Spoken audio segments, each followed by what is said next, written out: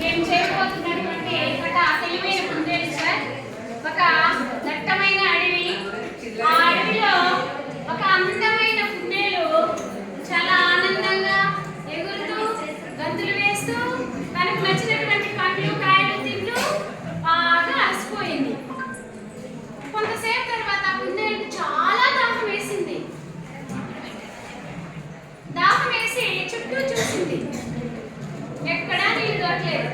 చాలా దూరం వచ్చేసింది. తీరా సింహం ఉన్నటువంటి గుహ దగ్గర ఉన్న పొలం దగ్గరకు వచ్చేసింది.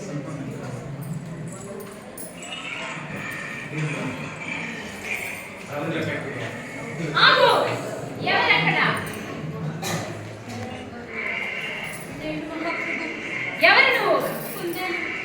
ఓహో, ఈ రోజు నాకు ఆహారం బయటికి వెళ్ళే పని లేకుండా నా దగ్గరకే వచ్చావు ఆహారం అవ్వడానికి.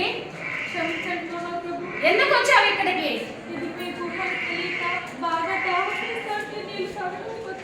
నా కొలంలో దాహం తీర్చుకోవడానికి రావడానికి నువ్వెవరు?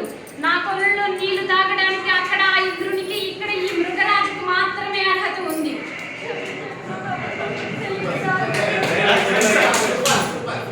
ఓకే, నీ ఆవేదనను నేను గమనించగలుగుతున్నాను. కాకపోతే నేను ఒక మార్గాన్ని అన్వేషిస్తున్నాను. ఏమంటే నేను కొన్ని ప్రశ్నలు అడుగుతాను. ఆ ప్రశ్నలకు నువ్వు సమాధానం కనుక చెప్పినట్లయితే నిన్ను వదిలిపెట్టేస్తాను. లేకపోతే ఈ రోజు నాకు ఆహారంగా నువ్వే అవుతావు. రెడీ? కాసుకో. చెయ్యని కుండ, పొయ్యని నీళ్లు, వెయ్యని సున్నం, తీయవనుండు. ఏమిటది? చెప్పు. శబాస్. సరే, ఇంకొక ప్రశ్న అడుగుతాను, కాచుకో. వెండి గొలుసు, వెయ్యడమే కానీ తీయడం లేదు. ఏమిటది? చెప్పు. ఓ శబాస్ శబాస్.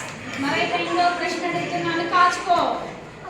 అందులేని చెట్టుకు 60 కొమ్మలు, కొమ్మ కొమ్మకు 1,000,000 పువ్వులు, అందులో 2 కాయలు. ఏమిటవి? త్వరగా చెప్పాలి, ఆకలి ఎక్కువ అవుతున్నది. చెప్తాను మహాప్రభు. నక్షత్రాలు, సూర్యుడు, చంద్రుడు. చాలా తెలివిగా సమాధానం చెప్తున్నది. ఈసారి చాలా కఠినంగా ఉన్న ప్రశ్నలు అడిగి దీన్ని తెలియాలి.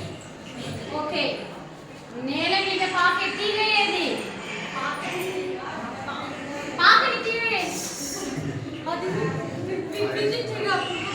విద్యుత్ తీగ. నిజమేనా? క్షమించి వదిలేస్తున్నాను పో. నీలాంటి తెలివైన జీవిని రక్షించడం అనేది ఈ మృగరాజుకు ఆశ లేదు కాబట్టి నేను వదిలేస్తున్నాను. ఆనందంగా నీళ్ళు తాగి బ్రతుక్కో. మళ్ళీ తిరిగి నా భూ వైపు రాకు. మీకు ఎప్పటికీ రుణపడి ఉంటాను.